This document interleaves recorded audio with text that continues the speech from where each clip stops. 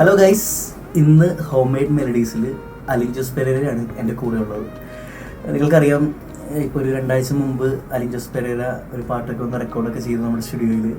അപ്പം ഒരുപാട് പേര് പറഞ്ഞു ഇത് കുളമാകും, അല്ലെങ്കിൽ എന്താ പറയുക, ആകെ അലമ്പായിരിക്കും. കാരണം അലിൻ ജോസ് പെരേര എന്നൊരു വ്യക്തിയെ സമൂഹം കണ്ടുവച്ചിരിക്കുന്ന കുറച്ചൊരു മുഖങ്ങളുണ്ട്. ആ രീതിയിൽ നിന്ന് വ്യത്യസ്തമായ ഒരു മുഖത്തിലേക്ക് കൊണ്ടുവരാനായിട്ട് ഹോം മെയ്ഡ് മെലഡീസ് ട്രൈ ചെയ്തപ്പം നെഗറ്റീവ് കമൻസുകളുടെ പ്രവാഹമായിരുന്നു. അത്രയും നെഗറ്റീവ് കമൻസ് വന്നായിരുന്നു. പക്ഷേ ഞാൻ പോസ്റ്റർ ഇട്ടുകൊണ്ടിരുന്നു, ഒരു പ്രൊമോ വീഡിയോ ഇട്ടു, എല്ലാം ചെയ്തു. ഇന്ന് അലിൻ ജോസ് പെരേര പാട്ട് റിലീസായതിനു ശേഷം ഏകദേശം 1 മില്യൺ വ്യൂസൊക്കെ എത്താറായി നിൽക്കുകയാണ്. ഓക്കെ, ഒരു നെഗറ്റീവ് കമൻറ്റ് പോലും ഞാൻ കണ്ടില്ല എന്നുള്ളതാണ്. പറയുന്നതെല്ലാം നല്ല നല്ല കമൻസ് മാത്രമാണ്. അത് എന്താ, ഹോം മെയ്ഡ് മെലഡീസിനെ സംബന്ധിച്ചിടത്തോളം ഒരു വലിയ അച്ചീവ്മെന്റ് തന്നെയാണ്. അലിൻ, അന്ന് ഞാൻ എക്സ്പീരിയൻസ് ഒന്നും ചോദിച്ചില്ല അലിൻ്റെ. സാധാരണ നമ്മുടെ സ്റ്റുഡിയോയിലെ ആൾക്കാരൊക്കെ വന്നു കഴിയുമ്പോൾ അവർ പാടി കഴിയുമ്പോൾ ഞാൻ ചോദിക്കും എങ്ങനെ ഉണ്ടായിരുന്നു ഇതിൻ്റെ ഒരു എക്സ്പീരിയൻസ് എന്നൊക്കെ. അലിൻ, എങ്ങനെ ഉണ്ടായിരുന്നു അലിൻ്റെ ഒരു എക്സ്പീരിയൻസ് നമ്മുടെ സ്റ്റുഡിയോയിൽ വന്നതും ഈ പാട്ടുകൾ പാടിയതും ഒക്കെ എങ്ങനെ ഉണ്ടായിരുന്നു? പ്രൊഫഷണൽ എക്സ്പീരിയൻസ് ആണ്. ഓക്കെ,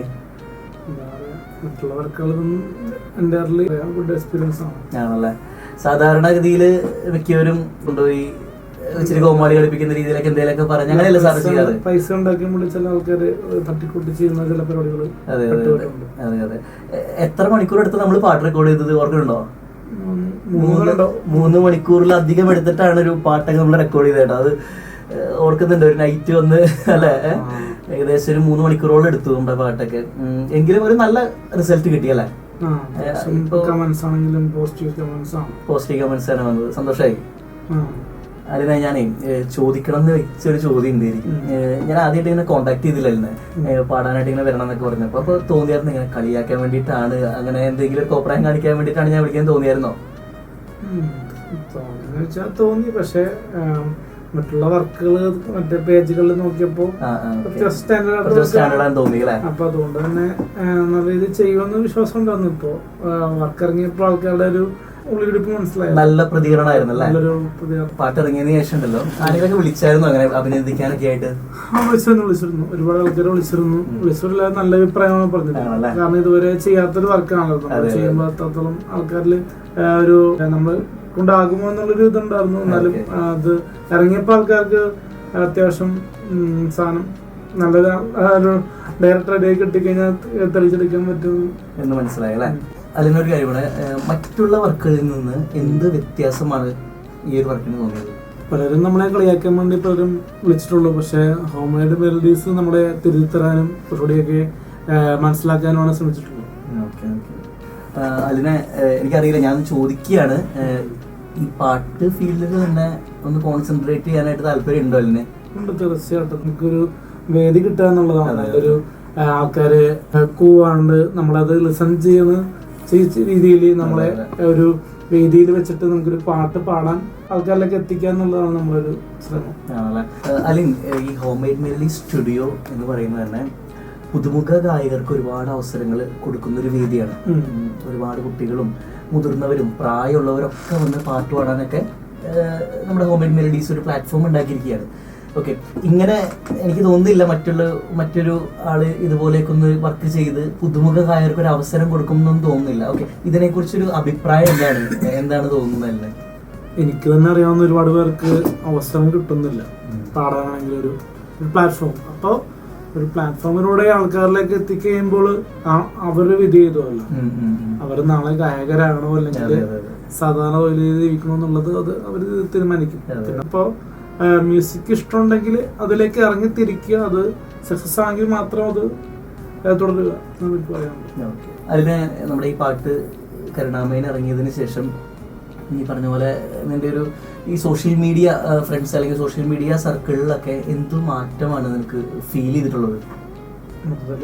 ചേഞ്ച് ആയല്ലോ, ചേഞ്ച് വന്നിട്ടുണ്ട്. നമ്മുടെ ഗാന്ധിജി കണ്ട ഒരു കമന്റ് ബോക്സ് അങ്ങനെ കുറച്ചൊരു തമാശ കമന്റ് ഇടാറുണ്ടല്ലേ? അത് ശരിക്കും കണ്ടു. ഒരു എന്താ പറയാ, മിറാക്കിൾ എന്ന് തന്നെ പറയാം. Okay okay. പാട്ട് കേട്ടിട്ട് നമ്മൾ ചെയ്യുന്ന പരിപാടികൾക്കാരും വ്യത്യാസമുണ്ട്.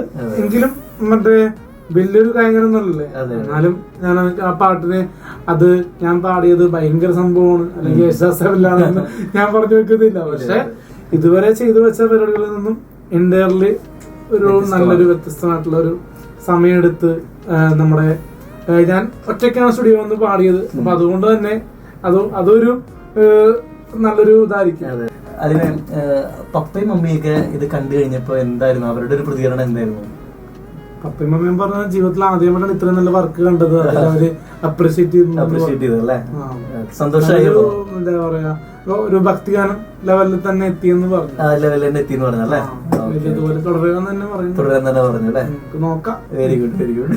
അല്ലെ ഞാനൊരു കോമഡിയായിട്ട് ചോദിക്കുന്നതാണ്, വേറൊന്നും വിചാരിക്കരുത്. നമ്മുടെ ആറാട്ടണ്ണനൊക്കെ ഞാൻ കണ്ടിട്ടുണ്ട്, ഒരുമിച്ച് കുറെ വീഡിയോസിൽ ഇതിനകത്തൊക്കെ നിങ്ങൾ വരുന്നത് കണ്ടിട്ടുണ്ട്.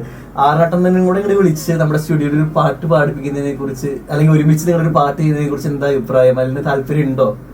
അഭിപ്രായം തന്നെ ഇല്ല, താല്പര്യമില്ലെന്ന് തന്നെ പറയാം. താല്പര്യമില്ല? അതെന്താണ്? എന്തെങ്കിലും നമ്മൾക്ക് പാടാൻ ഒരു ശ്രമിക്കുന്ന ഒരാളല്ലേ നമുക്ക് പഠിപ്പിക്കാൻ പറ്റുള്ളൂ. അല്ലാണ്ട് ചെറിയ ചെറിയ എന്താ പറയാ ഈ റൈംസ് ഇല്ലേ, ട്വിങ്കിൾ ട്വിങ്കിൾ ആ സംഭവമില്ല, അതുപോലത്തെ ഒരു ഇതില് പാട്ടൊക്കെ പാടുന്ന ആളെ നമ്മള് വിളിച്ചിട്ട് കളിയാക്കുന്ന പോലെ നമ്മള്. പിന്നെ നമ്മള് പണ്ട് ഇപ്പൊ ഇതിലൂടെ ഞാൻ പറയണേ, പണ്ട് ഞാൻ ശാസ്ത്രീയ സംഗീതം പഠിച്ചിട്ടുണ്ട് ചെറുതായിട്ട്. എന്റെ അപ്പൂപ്പൻ KD ജോർജ് എന്നെ കൊണ്ടുപോയിട്ട് പഠിപ്പിച്ചിട്ടുണ്ട്.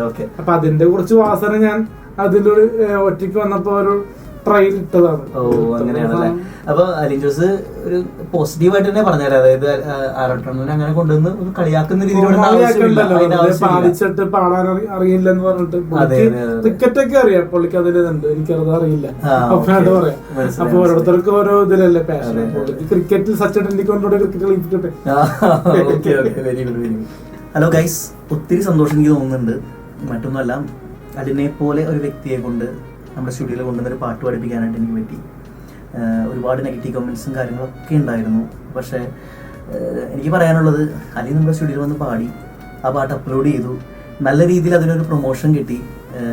നല്ല കമൻസ് കൊണ്ടൊക്കെ ആ കമൻറ്റ് ബോക്സ്, നേരത്തെ അലി പറഞ്ഞ പോലെ ഗാന്ധിജി സ്വപ്നം കണ്ട ഒരു കമൻറ്റ് ബോക്സ് എന്നൊക്കെ എനിക്ക് തോന്നിപ്പോയി.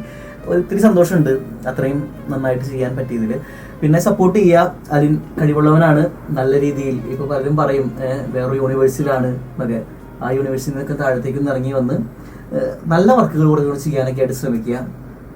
സക്സസ് ആവാൻ പറ്റും, ഉറപ്പായിട്ടും നിങ്ങൾക്ക് സക്സസ് ആവാൻ പറ്റും. അതിന് എല്ലാവിധ സപ്പോർട്ടുമായിട്ട് ഹോം മെയ്ഡ് മെലഡീസ് ഉണ്ടാകും. Okay okay, thank you so much കേട്ടോ.